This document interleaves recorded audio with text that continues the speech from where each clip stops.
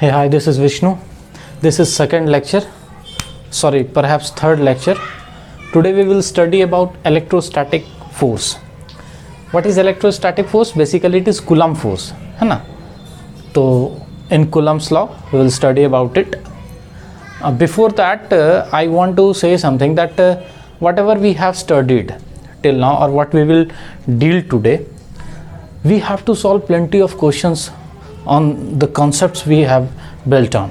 ठीक है, the questions, the numericals we have to solve. Without solving numericals you will not get the concept proper, or you will not regain it, or you will not retain it actually. ठीक है, so numericals are a very important part of physics, so you have to do that. How you will do that? Actually if I will deal it in a class like what we are doing right now, so it will become very hectic kind of thing. Why? If I will write a question then I will solve it, so in 1 hour we will hardly do 10 or 5 or 10 questions, hardly, है ना? So what you have to do, I will upload a video straight away after this video of 5 minutes. In that I will provide you with some slides. Okay, in those slides I will provide some numericals. What you have to do is you have to write those numericals in your copy or in a separate A4 sheet. Then in the next class when I will come, I will deal all those numericals. ठीक है, before that try कि अगर कुछ बनता है तो then we will solve all those numericals. ठीक है, तो उससे क्या होगा कि 20-25 numericals हम लोग कर सकें. दूसरी चीज़ मैं एक बात आपसे शेयर करना चाहता हूँ. Actually the people who are going to appear in the upcoming 12th board examinations, उनको ये चीज़ ध्यान में रखना चाहिए कि they have to write the exam. Ultimately you have to write. ठीक है, तो जब आप उधर लिखने जाओगे एग्ज़ाम में, पेपर में, तो कॉपी पर आपको प्रॉपरली लिखना पड़ेगा. और वो खासकर जो, चूँकि मैं बिहार झारखंड से बिलोंग करता हूँ तो मैं इधर के स्टूडेंट्स के बारे में जानता हूँ कि हमारे इधर के स्टूडेंट्स के, हम लोगों की इंग्लिश बहुत ज़्यादा स्ट्रॉन्ग नहीं होती है. ठीक है, ये फैक्ट है, इसमें कुछ कहने का नहीं है, खासकर 10th और +2 लेवल तक. तो क्या होता है ना कि आंसर्स लिखने में दिक्कत होते हैं. पता है मुझे what is charging by induction, लेकिन हम उसको लिख नहीं पाते हैं. तो कैसे हम लोग इसको कर पाएंगे? ठीक है, आपको प्रैक्टिस करना है. मैं क्वेश्चंस दे दिया करूँगा बीच में, कुछ थ्योरेटिकल क्वेश्चंस, वो आप अपने कॉपी पर लिखो. और जब हम लोग कुछ क्लासेस आगे बढ़ जाएंगे, जो स्टूडेंट कंटिन्यू इस क्लास को फॉलो करेंगे, लाइक करेंगे, कमेंट करेंगे, तो मैं लाइव सेशन उनके साथ करूँगा. और दूसरी चीज़, मैं उनको अपना नंबर शेयर करूंगा या अपने मेल आईडी को शेयर कर दूंगा. वो अपने आंसर्स को लिख के मुझे दिखा सकेंगे, वो मुझे मेल कर देंगे PDF फॉर्मेट में, मैं वो चेक करता रहूँगा. ठीक है, but it will be after some classes. मैं पहले देख लूँ कि कौन कौन क्लास लाइक कर रहे हैं, कौन ये चाहते हैं. ठीक है, तो ये बहुत इंपॉर्टेंट है. बिकॉज अगर आप पढ़ लोगे, समझ लिए और लिख नहीं पाए तो कोई फ़ायदा नहीं है. बिकॉज न्यूमेरिकल्स बहुत सारे नहीं आते हैं, लेकिन बिल्ड करना कंसेप्ट को, वो न्यूमेरिकल्स बनाना जरूरी है. कुछ न्यूमेरिकल्स आएंगे वो तो मैं बताऊंगा ही, लेकिन ये थ्योरी आपको ऐसा करना होगा. ठीक है, चलो आगे बढ़ते हैं, ज़्यादा टाइम नहीं लूँगा. ये ज़रूरी चीज़ था इसलिए मैंने आपको बताया. What I told you, what we will study is electrostatic force. ठीक है, स्टैटिक फोर्स. इलेक्ट्रोस्टैटिक, इलेक्ट्रो मतलब चार्ज, स्टैटिक मतलब रेस्ट. जो रेस्ट में चार्ज है उनके कारण लगने वाला क्या चीज़? Force we will study. इसको हम लोग कूलम्ब फोर्स भी कहते हैं. क्यों? क्योंकि ये जो फोर्स हम लोग अभी पढ़ेंगे, ये कूलम्ब नाम के जो बाबा थे उन्हीं ने दिया था, कूलम्ब लॉ, और उसी पे ये फोर्स आधारित है. ठीक है ना, तो इसको हम लोग देखते हैं. देखो, ये कोई एक चार्ज है Q1, ये कोई चार्ज है Q2.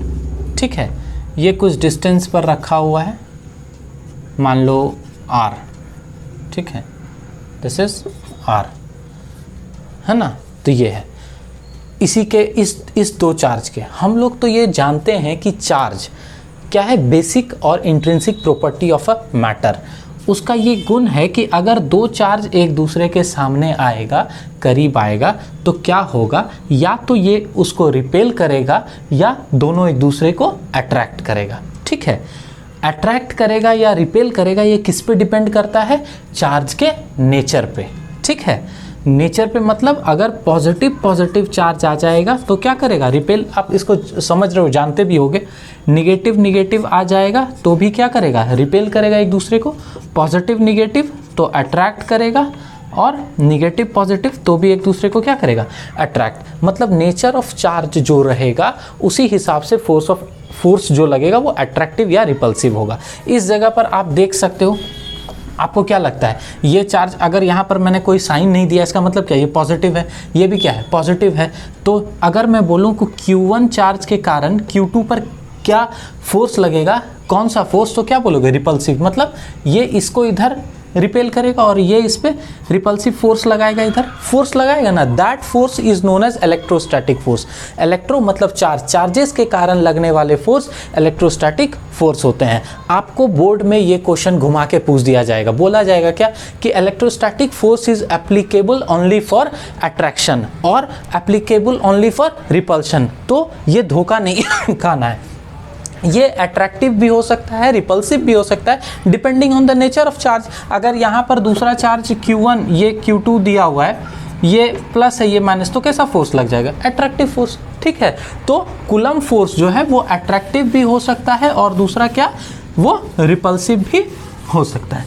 ठीक है ना, this we have to study. अच्छा, क्वांटाइजेशन ऑफ चार्ज हम लोग लास्ट टाइम पढ़े थे, वो क्लियर था ना सबको। क्वांटाइजेशन क्या होता है कि Q is equal to NE। ठीक है ना, क्या था कि किसी भी एक ऑब्जेक्ट से या बॉडी से चार्ज जो ट्रांसफ़र होगा हमेशा किस में होता है, इंटीग्रल मल्टीपल ऑफ E में। अच्छा, एक क्वेश्चन ये NCERT में था, मैंने उस दिन नहीं बताया था, भूल गया था मैं, इसलिए आज थोड़ा सा करा देता हूँ। उसमें क्या है कि कहता है कि ये जो क्वांटाइजेशन ऑफ चार्ज है ये मैक्रोस्कोपिक, देखना मैक्रो, एक होता है माइक्रो। माइक्रो मतलब माइक्रोस्कोप, मतलब जो छोटे चीज़ों को देखने के लिए यूज़ किया था। तो माइक्रो का मतलब छोटा और मैक्रो का मतलब बड़ा लेवल पे। तो मैक्रोस्कोपिक लेवल पर हम लोग क्वांटाइजेशन ऑफ चार्ज को उतना कंसिडर नहीं करते हैं। क्यों, ये क्वेश्चन आता है। तो उसका ये आंसर है कि we know that quantisation of charge में क्या होता है, इलेक्ट्रॉन का ट्रांसफर एक इधर से निकला दूसरे में गया, वो इंटीग्रल मल्टीपल में। वो मैक्रोस्कोपिक लेवल पर इसलिए नहीं देखते हैं क्योंकि बहुत सारा जब चार्जेस होगा, मतलब ऐसे समझ लीजिए, आपको हम 1 लाख रुपया बोलेंगे कि मैं आपको 1 लाख रुपया दूंगा, ठीक है, आप पूरा खुश हो जाओगे। 10 रुपया कम भी देंगे तो आप क्या बोले, अरे चलेगा चलेगा सर, कोई दिक्कत नहीं है ना, ये होता है ना। लेकिन अगर मैं बोलूँ 15 रुपया आपको मुझे देना है, ठीक है, तो आप बोलोगे ठीक है दे दो, जो आया सब सही है। लेकिन अगर मैं उसमें से बोला अरे अभी 5 ही रुपया, तो आप क्या बोलोगे, नहीं नहीं नहीं यार। तो this is the difference. Macroscopic level पे इतना ज़्यादा चार्ज जाता है कि अगर कुछ एक आध इधर उधर हो जाए, डेसिमल फलाना चला जाए, तो उतना पता नहीं चलता है, फ़र्क नहीं पड़ता है, ठीक है। लेकिन माइक्रोस्कोपिक लेवल पे ये फ़र्क पड़ेगा। ओके, समझ में, दिस इज़ वाई ये क्वेश्चन आता है बोर्ड में कि माइक्रोस्कोपिक लेवल पे हम लोग क्वांटाइजेशन ऑफ चार्ज को क्यों कंसिडर नहीं करते हैं। This is the reason that microscopic level पे चूँकि बहुत सारे चार्ज का ट्रांसफ़र होता है, तो वहाँ पर हम लोग इसको निगलेक्ट कर देते हैं। ओके, ठीक है। तो अब हम लोग दो चार्ज के बीच के फोर्स को देखते हैं, जिसको हम लोग कूलम्ब्स फोर्स बोले। ये Q1 और ये Q2। एक चीज़ बहुत ध्यान से समझना और आज के बाद नहीं भूलना। क्या सुनो, कूलम्ब्स लॉ जो है ये क्या है, दो चार्ज के बीच के फोर्स के बारे में है, बताता है। वो अट्रैक्टिव भी हो सकता है, रिपल्सिव भी हो सकता है। ये जो हम बोल रहे हैं ना स्टेटमेंट की दो चार्ज नहीं, coulomb law is applicable for 2 point charges, 2, 3, 4 जो भी रहेगा। लेकिन जब भी दो की हमेशा फोर्स हम लोग जब भी देखेंगे तो दो को एक साथ देखेंगे। तो दो कैसे चार्जेस, पॉइंट चार्जेस, ठीक है। तुमको बहुत लोग क्या करते हैं ना, ये मिस्टेक कर देते हैं एग्जाम में। क्या होता है, कूलम्ब्स लॉ है, पूरा खुश, अरे कूलम्ब्स लॉ है तो गर्दा पढ़े, पहले ही चैप्टर में है, 1-2 पन्ना तो पढ़ किए, उसमें यही आ गया, पाल लगा लिखने, Coulomb's law is a law which states that the force between 2 charges. बस यहीं पे गलत हो गया। Force between 2 point charges. Always remember it कि Coulomb's law is for point charge. ठीक है, अब ये समझना है व्हाट इज पॉइंट चार्ज। देखो समझो, तुम अपने घर के छत पे चले जाओ, ठीक है, और बहुत दूर किसी चीज़ को देखो तो क्या दिखेगा? बहुत छोटा सा दिखता है ना। चिड़ियाँ जो उड़ती रहती हैं या एरोप्लेन हम लोग को दिखता है तो क्या दिखता है? बहुत छोटा सा, because the distance of observer and the object is too much. दोनों के बीच का डिस्टेंस बहुत ज़्यादा है। तो जब दो चार्जेस के बीच का डिस्टेंस बहुत बढ़ जाएगा कहने का मतलब कि चार्ज का जो डायमेंशन है, डायमेंशन मतलब मान लो एक चार्ज इस तरह का था, ये क्यूब के फॉर्म में, ठीक है, एक चार्ज ऐसे था ट्रायंगल के फॉर्म में। ये तो है तो पॉइंट नहीं, पॉइंट है, ये पॉइंट तो नहीं, पॉइंट इसको बोलते हैं, पॉइंट चार्ज तो नहीं है, still this is point charge.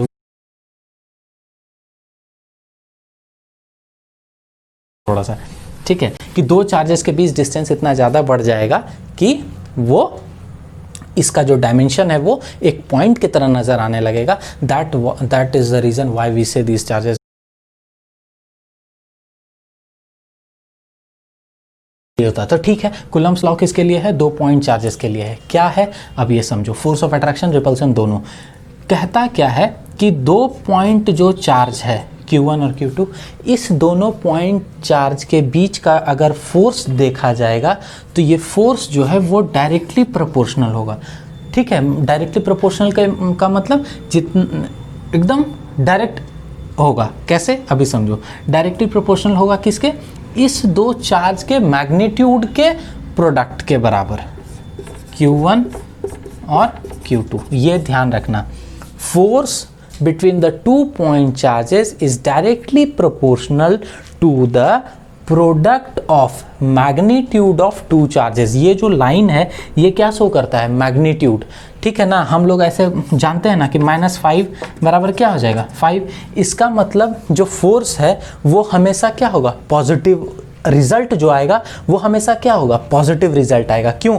क्योंकि सिर्फ मैग्नीट्यूड ले रहे हैं, we are not taking the unit और the characteristics of charge in force. हम लोग जब इसका मैग्नीट्यूड लिखेंगे तो हम लोग उसमें इसको नहीं कंसिडर करेंगे, लेकिन इसके नेचर का ज़रूरत हमको पड़ेगा। वो कब? अभी मैं बताता हूँ। पहले ये समझ गए कि force is directly proportional to the product of magnitude of 2 charges and this force is inversely proportional to the square of distance between them.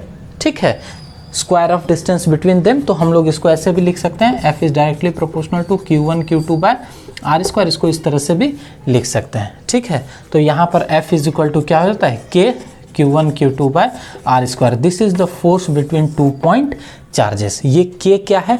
ये कांस्टेंट है, प्रोपोर्शनैलिटी कांस्टेंट इसको कहेंगे। अब देखो, हम बता रहे थे कि फोर्स इज डायरेक्टली प्रोपोर्शनल। थोड़ा तेजी से चलता हूँ। Force is directly proportional to, ठीक है ना, डायरेक्टली प्रोपोर्शनल का मतलब कि चार्ज जितना ज़्यादा होगा फोर्स क्या होगा? उतना ज़्यादा। देखो, चार्ज जितना ज़्यादा होगा फोर्स उतना ज़्यादा। अगर डिस्टेंस जितना ज़्यादा होगा फोर्स क्या होगा? उतना कम। अब देखो, समझ लो कि तुम अभी, ये तुम्हारा घर है, यहाँ पापा हैं, यहाँ पर तुम हो। ठीक है, अभी पापा हैं, घर में हो, तो क्या है? रिस्ट्रिक्शन बहुत ज़्यादा है, डर बहुत ज़्यादा है, इनका जो फोर्स ऑफ अट्रैक्शन है वो बहुत ज़्यादा है। लेकिन तुम हॉस्टल में रहने लगे, अभी यहाँ पर बॉयफ्रेंड से मिलना है अगर, मैं बस समझाने के लिए बोल रहा हूँ, ठीक है, इसको सीरियसली मत ले लेना। ठीक है, कि अगर यहाँ पर बॉयफ्रेंड से मिलना है तो क्या होगा? बहुत मशक्क़त करनी पड़ेगी तुमको। क्यों? फोर्स ऑफ अट्रैक्शन ज़्यादा है। लेकिन जैसे ही दूर हो गया ये दोनों के बीच का, यहाँ हॉस्टल में रहने लगे, क्या हो गया? आराम से मिल रहे हैं। क्यों? डिस्टेंस ज़्यादा हो गया, फोर्स ऑफ अट्रैक्शन क्या हो गया? कम हो गया। डर क्या हो गया? कम हो गया, है ना। तो वही है, जितना चार्जेस होगा फोर्स उतना ज़्यादा होगा, दोनों के बीच के डिस्टेंस जितना ज़्यादा होगा फोर्स उतना कम होगा, इन्वर्सली प्रोपोर्शनल। ठीक है, तो this is Coulomb's law. Coulomb's law states that force between 2 point charges is directly proportional to the product of magnitude of 2 charges and inversely proportional to the square of distance between them. ठीक है, एक चीज़ और इसमें add करना है, point तो add कर दिए, दूसरा क्या कि ये जो फोर्स लगता है, ध्यान देना, ये चार्ज Q1 Q2 है। ठीक है, ये फोर्स इस पे किधर लगाएगा? इधर। ये फोर्स इस पे किधर लगाएगा, इधर लगा सकता है क्या, इधर लगा सकता है, कहीं नहीं लगाएगा। मतलब फोर्स कहाँ लगेगा, ये जो लाइन है जो इस दो चार्ज को ज्वाइन कर रहा है, इसी लाइन के अलोंग फोर्स लगेगा। अगर रिपल्सिव होगा तो इस तरह का, अट्रैक्टिव होगा तो इस तरह का, लेकिन क्या लगेगा, इसी लाइन के अलोंग। तो फोर्स जो है कूलम्ब्स लॉ, जो दो चार्जेस होता है उसको जो लाइन ज्वाइन करता है उसी के अलोंग लगता है। तुम ये डिफिनेशन एनसीईआरटी में पढ़ोगे तो लिखोगे तो वहां पर तुमको कंफ्यूज नहीं करना ये क्या चीज़ है। ठीक है, आ गया समझ में। चलो आगे बढ़ते हैं।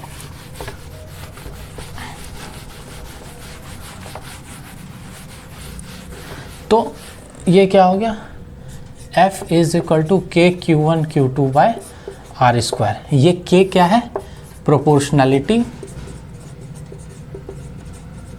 कांस्टेंट। ठीक है, इसको हम लोग डाइलेक्ट्रिक कांस्टेंट भी बोलते हैं। शॉर्ट में कुछ कुछ चीज़ लिखते जाना जब पढ़ रहे हो ना। ठीक है, डाई इलेक्ट्रिक कांस्टेंट भी कहते हैं। This is proportionality constant. ये बेसिकली क्या होता है, K is equal to 1/4 pi epsilon naught. इसको एप्सिलॉन नॉट बोलते हैं। ठीक है, ये क्या है, परमिटिविटी इन फ्री स्पेस या इन फ्री स्पेस। ठीक है, ये एप्सिलॉन नॉट क्या है, परमिटिविटी इन फ्री स्पेस। ठीक है, ये कूलम्ब्स लॉ है, लेकिन यहाँ पर ख़त्म नहीं हुआ है, अभी समझना है इसको। ठीक है, ये समझ गए, के प्रोपोर्शनैलिटी कांस्टेंट और it is known as dielectric constant, याद रखना है इसको। अभी हम लोग देखते हैं। देखो यहाँ पर मैंने क्या बताया, K is equal to 1/4 pi epsilon naught, है ना। लेकिन बेसिकली ऐसा नहीं होता, ये होता है 1/4 पाई एप्सिलॉन, इसको बोलते हैं एप्सिलॉन। ठीक है, एप्सिलॉन इज इक्वल टू होता है epsilon not into epsilon R. Epsilon is equal to epsilon not into epsilon R. हम लोग अभी जो चार्ज दो लिए थे और जिसके बारे में फोर्स पढ़े, तो हम कहीं तुमको ऐसा बोले कि ये दो चार्ज जो है पानी में रखा हुआ है, या इसको स्पेस में ले गए हैं, या ग्लास में डाल दिए हैं, मॉल्टेन ग्लास में, ऐसा तो नहीं बोले। नॉर्मल कंडीशन में पढ़ रहे हैं। नॉर्मल कंडीशन में क्या, रूम के अंदर क्या रहता है, एयर। तो हम लोग किस में इस दो चार्जेस के बारे में पढ़े, दो चार्जेस के बीच में क्या था, एयर था। तो एयर रहे या वैक्यूम हो, ठीक है, एयर हो या वैक्यूम हो, उस दोनों केस में ई आर का जो वैल्यू होता है ना, E R is equal to 1 in air और वैक्यूम। एयर या वैक्यूम में ई आर का वैल्यू क्या होता है, 1। What is E R, it is relative permittivity. ठीक है, what is E R, it is relative permittivity. ये बराबर कितना होता है, 1 के, किस में, केस में, एयर या वैक्यूम में। तो that is the reason, so epsilon is equal to epsilon not into 1 is equal to epsilon not. इसलिए हम लोग डायरेक्ट यहाँ पर एप्सिलॉन नॉट लिखे हैं, बट ये एक्चुअली ऐसा होता है। आया समझ में। ठीक है, ये डाइलेक्ट्रिक कांस्टेंट हो गया, इसको परमिटिविटी इन फ्री स्पेस बोलते हैं। ठीक है, अब यहाँ पर देखना क्यों मैंने ये बताया। अगर तुमको क्वेश्चन दे दे एग्जामिनर कि दो चार्ज है Q1 Q2, इस दोनों के बीच का है फोर्स F। ठीक है, दोनों के बीच का मान लीजिए फोर्स अभी कितना है, F है। ये बताइए कि अगर इस दो चार्ज को हम लोग वाटर के अंदर रख दें, देखो एक मिनट, तो फटाफट करते हैं यार, बहुत लेट हो जाता है ना। ये वाटर है, ठीक है, इसके अंदर अगर हम दो चार्जेस रख दें तो क्या होगा, यहाँ पर फोर्स कितना है, F। इसको उठा के, यहाँ पर दोनों के बीच में क्या था, एयर। अब उठा के इसको कहाँ पर डाल दिए, पानी में मतलब वाटर में, या ग्लास है, कोई भी चीज़, कोई भी मटेरियल है उसमें डाल दिए। तो बताइए, क्वेश्चन पूछेगा तुमको, तो बताइए कि जो फोर्स का वैल्यू पहले F था, क्या वो अब चेंज होगा।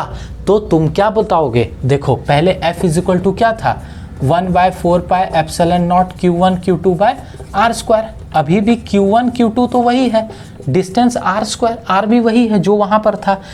ठीक है, लेकिन 1/4 पाई एप्सिलॉन नॉट ये बेसिकली कब होता है, जब epsilon is equal to epsilon not होता है, इस किस केस में, जब ई आर का वैल्यू क्या होता है 1, किस केस में, एयर या वैक्यूम। लेकिन अगर मटेरियल चेंज कर जाएगा तो ई आर का वैल्यू क्या होगा, चेंज कर जाएगा। यहाँ पर मान लो ई आर का वैल्यू क्या हो गया 2, लेट्स से कि कोई ऐसा मटेरियल है जिसका ई आर का वैल्यू कितना है 2, तो ये बराबर कितना हो जाएगा यहाँ 0.2, तो ये फोर्स चेंज कर जाएगा ना, है कि नहीं, फोर्स क्या होगा, चेंज करेगा, और ये क्या हो जाएगा, घट जाएगा फोर्स।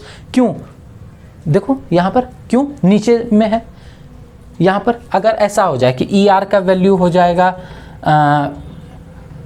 4/3, अगर ई आर का वैल्यू मान लो 4/3 है, तब क्या हो जाएगा 1/4πε0 3/4 ले लो, 3/4, तो 3/4 मतलब बड़ा ऊपर 3 × 1 पॉइंट कुछ होगा, मतलब फोर्स पहले से क्या हो जाएगा, अब बढ़ जाएगा। तो कुछ भी हो सकता है, बढ़ घट सकता है, लेकिन तुमको बोर्ड में क्या पूछेगा कि बताइए अगर हम दो चार्जेस को एयर से या वैक्यूम से हटा के किसी मटेरियल के बीच में डाल दें, या उस दोनों के बीच में कोई मटेरियल डाल दें, या उस दोनों के बीच में डाइलेक्ट्रिक कांस्टेंट डाल दें, तो फोर्स का वैल्यू क्या होगा, चेंज होगा या नहीं। तो बोलेंगे yes it will change. Why, because we know that epsilon is equal to epsilon or not into epsilon r, because the value of epsilon r will change with the change in medium, so force will change। ठीक है, अब ये जो dielectric constant बोले ना, ये k जो है ना, ये हम लोग को पढ़ना है कैपेसिटेंस में भी, ठीक है, इसलिए याद रखना है इसको, k इज डाइलेक्ट्रिक कांस्टेंट। क्या होता है, इस तरह से होता है। ठीक है, चलो आगे बढ़ते हैं। अब देखो k के बारे में पढ़ लिया, इसका वैल्यू होता है 9 × 10⁹, शायद देख लेना तो सही ही होगा शायद। ठीक है, और एप्सिलन नॉट का वैल्यू 8 पॉइंट कुछ करके होता है × 10⁻, देख लेना, मुझे याद नहीं है। ठीक है, जरूरी क्या है, चूँकि देखो ये डेटास याद करने का ज़रूरत नहीं है, because in any competition examination और board examination you will not asked to write this datas. ठीक है, अगर बोर्ड में क्वेश्चन आएगा या कॉम्पिटिशन में कोई भी क्वेश्चन आता है जिसमें इसका ज़रूरत होगा, तो they will give you the value of that. Okay, उस देखना क्वेश्चन में ऊपर में ही ये लिखा रहता है। ठीक है, इसलिए मुझे भी ध्यान में नहीं है एग्जैक्ट वैल्यू।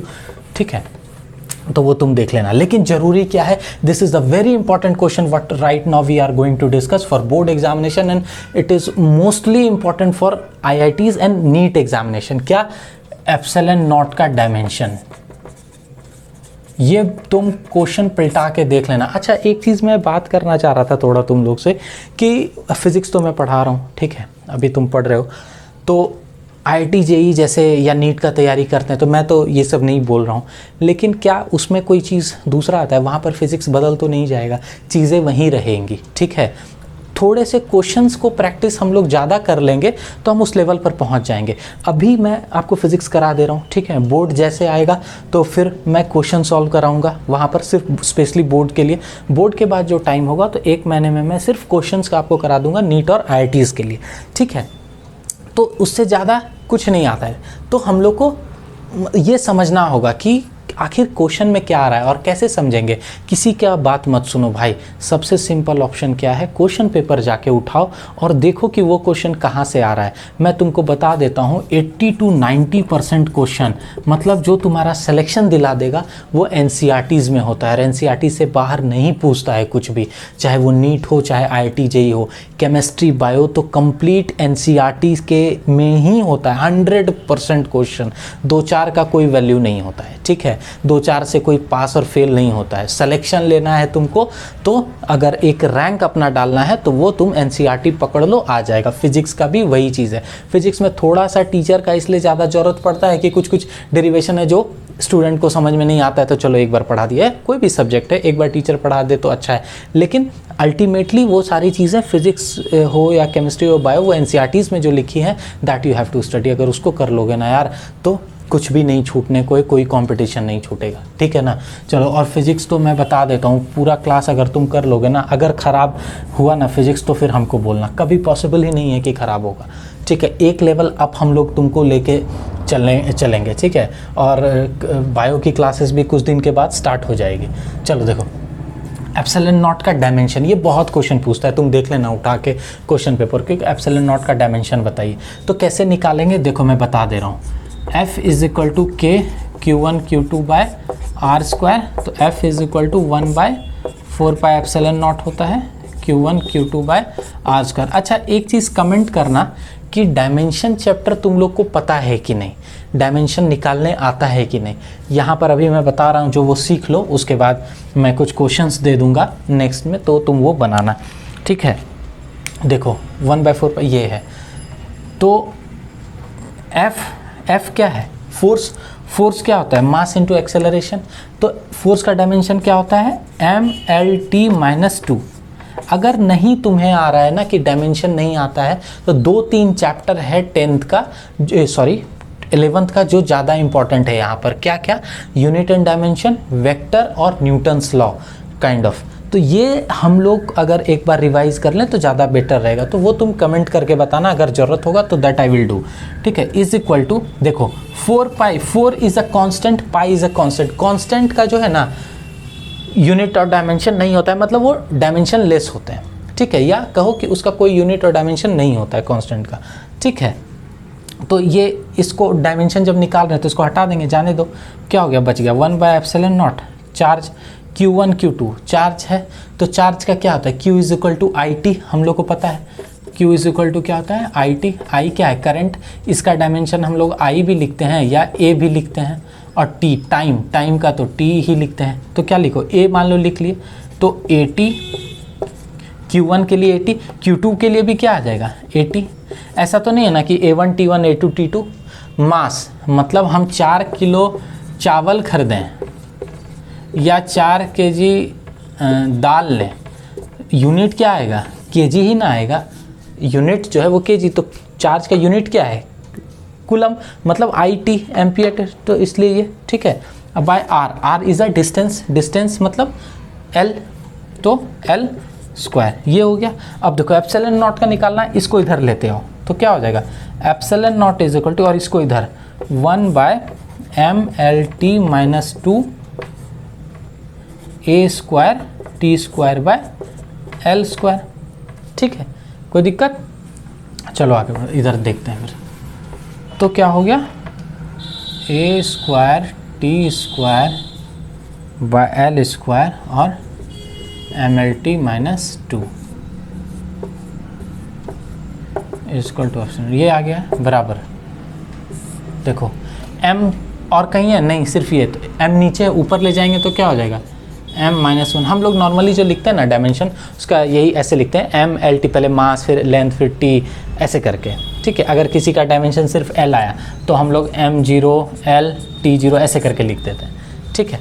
तो m-1 L देखो, यहाँ L यहाँ L, L into L square कितना होगा, L क्यूब, और नीचे है और कहीं L नहीं है, ऊपर ले जाएंगे तो -3 T सिर्फ नीचे है कितना, -2, ऊपर में कितना है 2, ऊपर जाएगा तो T स्क्वायर, और ये भी T स्क्वायर T4, ठीक है।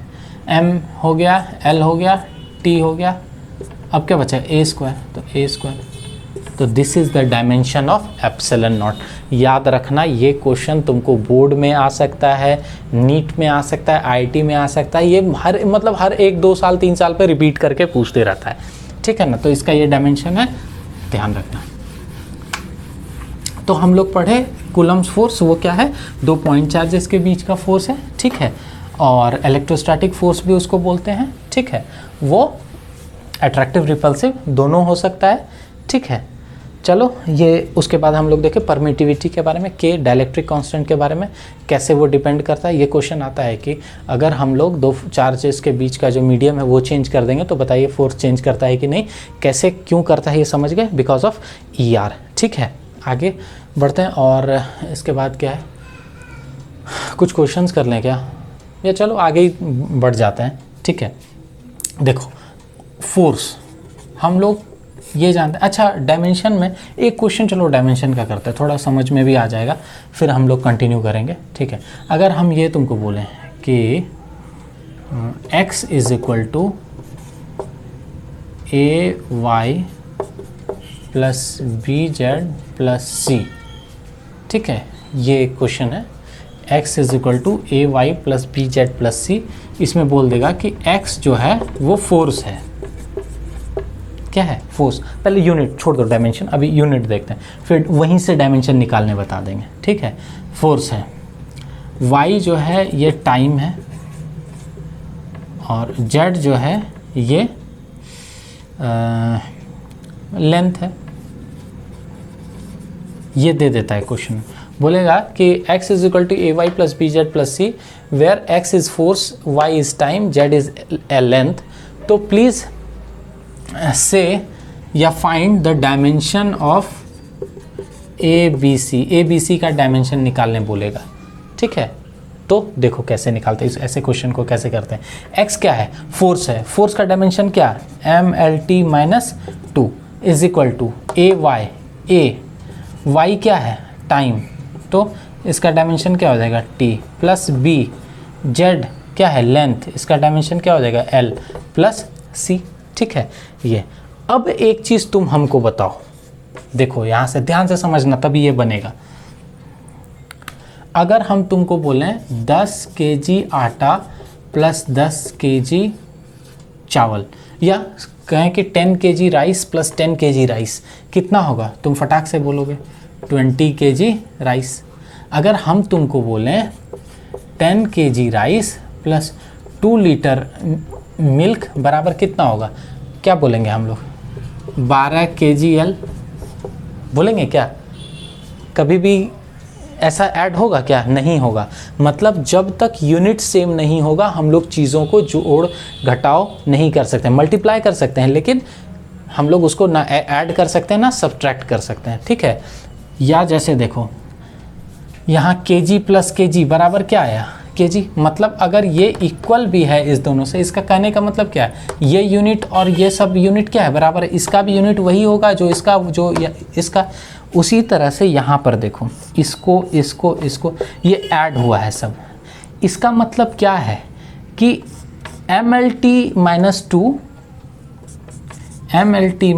2 इज इक्वल टू 80, है ना। यूनिट अगर कहें तो दोनों का सेम होगा, मतलब डायमेंशन भी दोनों का क्या होगा, सेम होगा। क्यों? क्योंकि अगर यूनिट सेम नहीं होगा तो हम ना ऐड कर सकते हैं, ना यहाँ ऐड किया हुआ है, ये दिया हुआ ना कि इतना बराबर इतना होता है, मतलब ऐड करके बता रहा है, तो इसका मतलब क्या है कि ये सारे का यूनिट या डायमेंशन क्या होगा, सेम होगा। दूसरा mlt minus 2 is equal to क्या होगा, bl, और mlt माइनस 2 बराबर क्या हो जाएगा, c।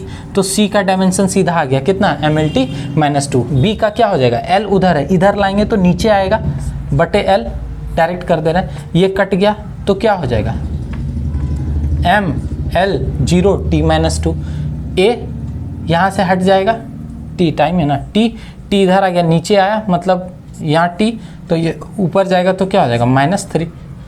तो डायमेंशन समझ में आया, देख लेना, ये भी क्वेश्चन IITs हो चाहे नीट हो ये भी पूछता है, इसलिए डायमेंशन निकालने के लिए जानना चाहिए, इसलिए मैंने बता दिया। अगर आपको आता होगा तो एक बार रिवीजन हो गया, नहीं आता होगा स्पेशली अगर इसको क्लास लेना है तो वो भी बता देना, that I will do for you. Okay, now अब देखो हम लोग कूलम्स लॉ फटाफट करते हैं। कूलम्स लॉ पढ़ लिए, ठीक है। दूसरी चीज़, यूनिट एंड डायमेंशन के बाद वेक्टर और स्केलर, वेक्टर चैप्टर पढ़े होगे कि कोई भी चीज़ वेक्टर और कोई भी चीज़ स्केलर क्या होता है। अच्छा बताओ, करंट, मैं तो देख नहीं पा रहा हूँ, पूछ नहीं पा रहा हूँ, फिर भी तुम लोग अपने मन में बोलना, करंट क्या है, स्केलर है या वेक्टर, मन में जवाब दो, या देख रहे हो वीडियो तो आप खुद को जवाब दो। दिए, मैं बताता हूँ, स्केलर है या वेक्टर, ये क्या है, वेक्टर है ना, नहीं ये क्या है, स्केलर। क्यों? वेक्टर और स्केलर के बारे में पता होगा, एकदम शॉर्ट में मैं बता देता हूँ, ये वेक्टर स्केलर। वेक्टर में मैग्नीट्यूड होता है, डायरेक्शन भी होता है, ठीक है, या सिर्फ मैग्नीट्यूड कहो। स्केलर में क्या है, मैग्नीट्यूड होता है। वेक्टर में क्या होता है, मैग्नीट्यूड होगा, सॉरी डायरेक्शन होगा, और तीसरा जो है लॉ ऑफ एडिशन को फॉलो करेगा, ठीक है।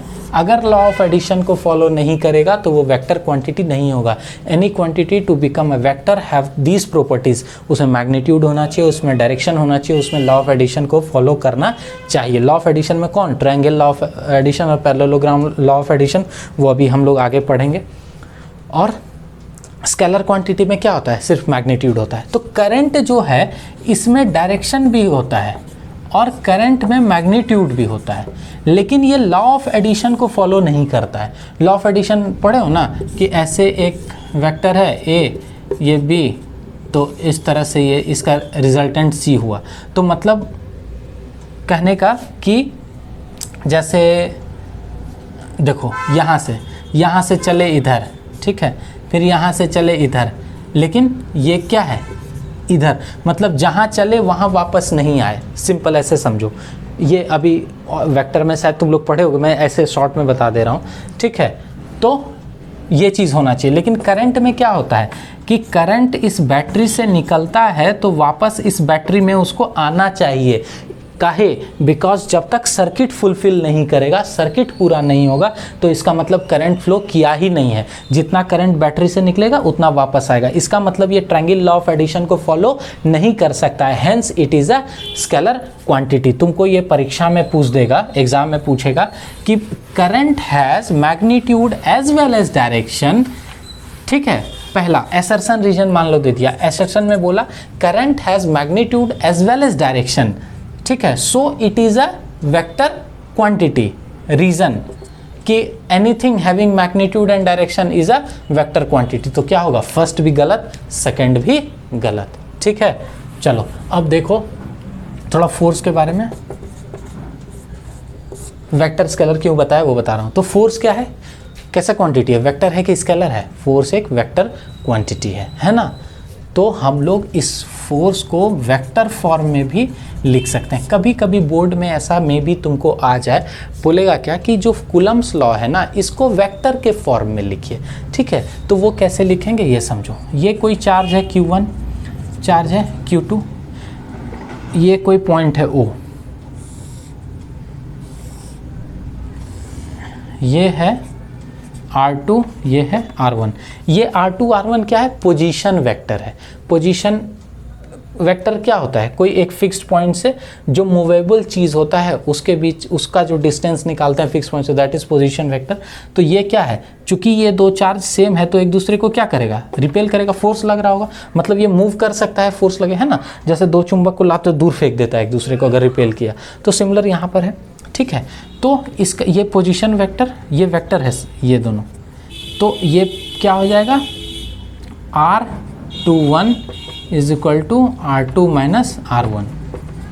ये क्या चीज़ है कि इस दोनों चार्ज के बीच का जो डिस्टेंस है वो क्या है, R21। क्यों लिखे, मतलब 2 ये 1, ठीक है। हम लोग निकाल रहे हैं मान लो फोर्स ऑन ये R किसके लिए, देखो समझो मैं क्या करना चाह रहा हूँ कि अगर मैं बोलूँगा कि बताओ कि फोर्स ऑन 2 ड्यू टू 1, मतलब कि सेकेंड चार्ज पर, 2 का मतलब सेकेंड चार्ज पर फर्स्ट चार्ज के कारण जो फोर्स है वो क्या होगा या कितना होगा। तो इसको कैसे डिनोट करते हैं, इसको डिनोट करते हैं ऐसे कि force on second due to first.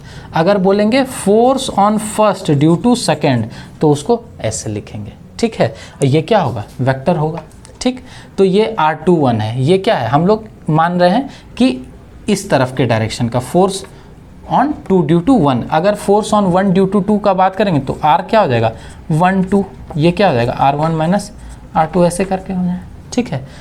कोई दिक्कत। तो ये जो होता है, मान लो हम लोग इस फोर्स सेकेंड चार्ज पे लिख रहे हैं, तो ये बराबर क्या हो जाएगा, Q1 Q2 by R square. R क्या होगा, R21 का होल स्क्वायर, यही होगा ना। यही वेक्टर फॉर्म में ये लिखाता है, ठीक है। और यहाँ पर K छूट गया K, लेकिन सिर्फ इतना सा ही नहीं होता है, ठीक है। ये जो फोर्स हम लिखे हैं K Q1 Q2 bye R21 का होल स्क्वायर, वेक्टर क्वांटिटी हम लोग लिख रहे हैं। वेक्टर में मैग्नीट्यूड होने के साथ साथ डायरेक्शन होता है। इसमें कहीं से ये नहीं दिख रहा है कि फोर्स किस डायरेक्शन में लग रहा होगा। तो फोर्स को, कोई भी वेक्टर क्वांटिटी को अगर हमको ये बताना है कि वो डायरेक्शन उसका क्या है, तो हम लोग वहाँ पर यूनिट वेक्टर यूज़ करते हैं। तो यूनिट वेक्टर जो है ये इस तरह से लिखेंगे, इसका, इस दोनों पॉइंट के फोर्स किधर लगता है, इसी दो चार्ज के को जो जोड़ने वाला लाइन है उसी के अलोंग फोर्स लगेगा।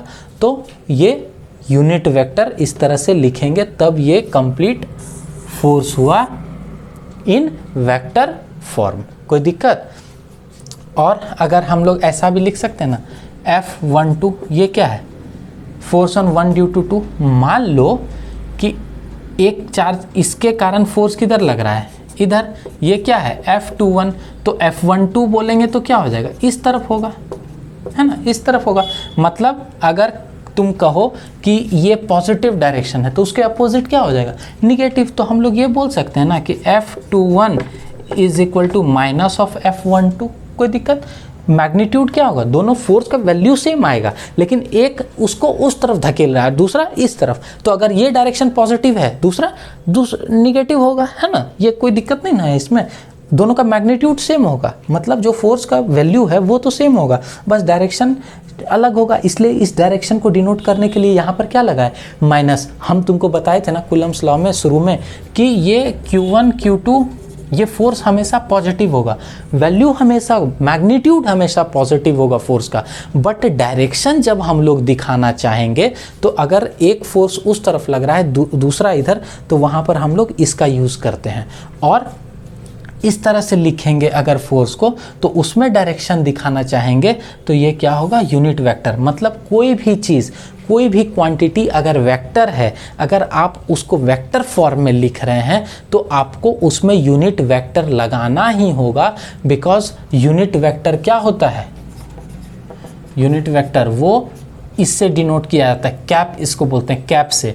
जैसे आई कैप, जे कैप, के कैप, देखे हो ना, ये क्या है, this is the unit vector which says about the direction of x axis, ये वाई, ये जेड, है ना। ये पर्टिकुलर डायरेक्शन के लिए आई जे के लिख दिए, लेकिन अगर कोई पर्टिकुलर डायरेक्शन नहीं, हमको पता नहीं है किस डायरेक्शन में, तो जो भी लिखेंगे, आर लिखे तो उस पर ये लगा देंगे, दिस इज यूनिट वेक्टर। अब इसका नाम क्या है, यूनिट। यूनिट का मतलब क्या होता है, यूनिट, इकाई, दहाई, सैकड़ा बोलते हैं, तो यूनिट, डाई, ट्राई, तो यूनिट का मतलब 1। तो यूनिट वेक्टर का जो मैग्नीट्यूड होता है, magnitude of unit vector is equal to 1।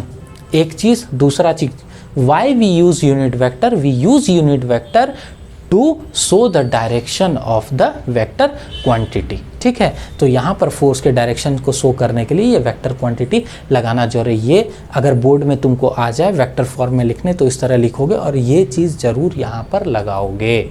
ठीक है, चलो आगे बढ़ते हैं। काय आज ये इसको आज हम ख़त्म कर देते हैं, तो फिर न्यूमेरिकल्स देंगे तो ठीक रहेगा, है ना। तो वेक्टर फॉर्म में हो गया। अब देखो ऐसा कोई आ जाए, Q1 Q2 Q3 ऐसे करके, ठीक है। हम तुमको बोलेंगे बताओ कि ये जो चार्ज Q2 है, इस पर सुनना ध्यान से, इस चार्ज Q2 पर Q1 के कारण और Q3 के कारण force on Q2 due to Q1 Q3 ये निकालिए। तीन चार्जेस है, तीनों पॉजिटिव है, तो ये इसको किधर फोर्स लगाएगा, इस तरफ रिपल्सिव फोर्स F21, ये इधर किधर लगाएगा, इधर F23 होगा ना, अगर हम लोग वेक्टर फॉर्म में ऐसे लिखें। ठीक है, ये डिस्टेंस जो भी होगा, ये मान लो R1, ये R2, है ना। तो इसके कारण फोर्स किधर लगेगा, इधर, इसके कारण क्या लगेगा, इधर। अब यहाँ पर ध्यान से देखो, अगर दो ही चार्ज था पहले हम लोग को, तब तो आराम था, हम लोग आराम से निकाल ले रहे थे कि दो चार्ज है तो फोर्स का मैग्नीट्यूड निकाल ले रहे थे। लेकिन अगर दो चार्ज से ज़्यादा होगा, 3 होगा, 4 होगा, मतलब कि मल्टीपल चार्जेस का अगर कोई सिस्टम होगा, उस समय किसी चार्ज पर, कोई भी एक चार्ज पर अगर हम लोग फोर्स निकालेंगे तो वो हम लोग जो पहले पढ़े थे डायरेक्टली वो अप्लाई नहीं कर सकते हैं। वो अप्लाई करेंगे, लेकिन उसके बाद हमको वेक्टर के फॉर्म में, वेक्टर के, चूँकि फोर्स वेक्टर क्वांटिटी है तो हमको वेक्टरली इसको जोड़ना पड़ेगा। ठीक है ना। तो वेक्टरली कैसे जोड़ेंगे, यहाँ पर इसको इस तरह कर देंगे, इस तरह कर देंगे, और ये यही इसका रिजल्टेंट होगा, है ना। समझ में आ रहा है। This is parallelogram law of addition. यही मैंने कहा था कि करंट पैरेललोग्राम या triangle law of addition follow नहीं करता है, तो हम लोग इस तरह से इसको जोड़ेंगे, है ना। तो this principle is known as principle of superposition. क्या होता है प्रिंसिपल ऑफ सुपरपोजिशन, ये समझ लो कि अगर कोई भी ऐसा सिस्टम होगा जहां पर कि मल्टीपल चार्जेस होंगे, 2 से ज़्यादा, ठीक है, मल्टीपल चार्जेस होंगे, तो किसी एक चार्ज पर, ध्यान से सुनना, किसी एक चार्ज पर दूसरे के कारण जो फोर्स लगेगा वो फोर्स बाकी वहां पर जो भी चार्जेस प्रेजेंट है उससे इफेक्टेड नहीं होगा। ठीक है, इसको और समझो, क्लियर हो जाएगा। देखो, मान लो यहाँ पापा हैं, यहाँ तुम हो, यहाँ मम्मी है, ठीक है, ये भैया हैं। मान लो पापा के कारण तुम पे फोर्स लगेगा, कुछ भी, मान लो रिपल्सिव भी मान लेते हैं, जो भी है, ठीक है, या अट्रैक्टिव, कुछ भी हो। मम्मी के कारण भी फोर्स लगेगा, भैया के कारण भी फोर्स लगेगा, ठीक है। तो प्रिंसिपल ऑफ सुपरपोजिशन क्या कहता है कि इस बंदे पे, ये जो तुम हो, इस पे अगर पापा के कारण, पापा अगर तुमको डंगा रहे हैं, मार रहे हैं, लतिया रहे हैं, गलिया रहे हैं, तो उस समय मम्मी और भैया वहाँ पर उस सिस्टम में प्रेजेंट होने के बावजूद इनका फोर्स काम नहीं करेगा। क्यों? कौन जाके गाली सुनेगा? ये भी बोलेंगे नहीं नहीं भैया छोड़ दो, लतियाने दो, बढ़िया है, बहुत बदमाश है ना। तो वही है सुपरपोजिशन प्रिंसिपल कि जब किसी एक मल्टीपल ऐसे सिस्टम जहाँ पर बहुत सारा चार्जेस है, वहाँ पर जब हम किसी 2 चार्ज के बीच फोर्स निकालते हैं, ठीक है, तो वो बाकी वहाँ पर जो भी अलग अलग चार्जेस प्रेजेंट है उससे उस पर कोई फ़र्क नहीं पड़ता है। वो दोनों चार्ज के बीच का जो फोर्स होगा is independent of the other charges present in the system. ठीक है, अगर मान लो हम लोग ये कहें कि मम्मी के कारण तुम पे कितना फोर्स लग रहा है, तो उस केस में पापा और भैया नेग्लेक्ट हो जाएंगे। अगर मम्मी मार दे रही है तो भी पापा और भैया बोलेंगे ना हम भी नहीं जाएंगे, रौद्र रूप दुर्गा बन जाएगी, हम लोग को भी खा जाएगी, ठीक है ना, मतलब मारेगी। माँ होती है, मतलब वो इस तरह से मैं अदर वे में नहीं ले लेना, ठीक है।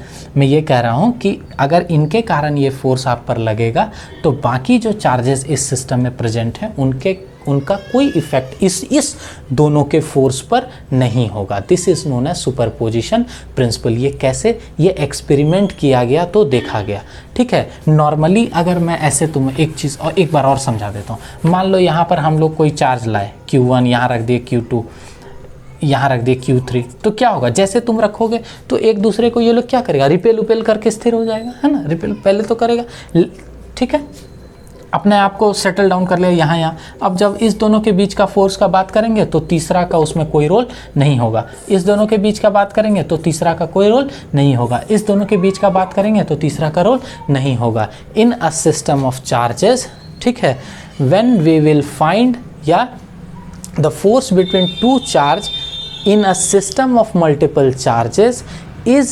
independent of the other charges present in that system, ठीक है। this is known as principle of superposition, okay।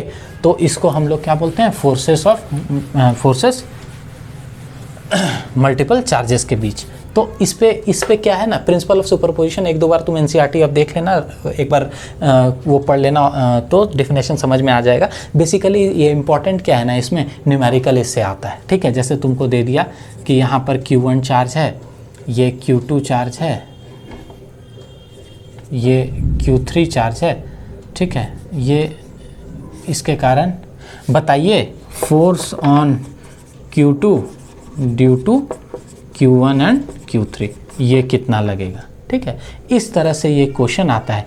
जैसे बहुत फेवरेट क्वेश्चन है बोर्ड का, और कंपटीशन में भी इससे क्वेश्चन आता है। क्या आता है? जैसे देखो, कहेगा क्या कि ये इक्विलैटरल ट्रायंगल है, मतलब ये L है, एनसीईआरटी में भी दिया हुआ है, हम लोग करेंगे इसको। यहाँ पर चार्ज Q है, यहाँ भी Q है, यहाँ भी Q है, ठीक है। तो ये मान लो A दे देगा, फर्स्ट पॉइंट है, सेकेंड, थर्ड, तो बोलेगा फर्स्ट पॉइंट फोर्स, जो फर्स्ट पॉइंट पर जो चार्ज रखा हुआ है इस पर बताइए टोटल फोर्स कितना लगेगा इसके कारण। तो हम लोग क्या करेंगे? इंडिविजुअली इसका फोर्स निकाल लेंगे, इसके कारण इस पर फोर्स निकाल लेंगे। मान लो F1 आया, F2 आया, तो नेट फोर्स क्या हो जाएगा? Is equal to F1 plus F2। क्योंकि फोर्स वेक्टर क्वांटिटी है तो ऐसे वेक्टर का सिंबल लगा देंगे। इसी तरह अगर मल्टी n चार्जेस रहेगा तो नेट फोर्स क्या हो जाएगा, F1 प्लस F2 ऐसे ऐसे करके Fn तक। कोई दिक्कत? ठीक है, इस तरह से इसको हम लोग क्या लिख सकते हैं, K Q1 Q2 bye R1 2 plus ऐसे ऐसे करके लिख सकते हैं ना, n चार्जेस के लिए n तक। ठीक है, तो इस तरह से हम लोग फोर्स निकालते हैं, इसको सुपरपोजिशन प्रिंसिपल बोलते हैं।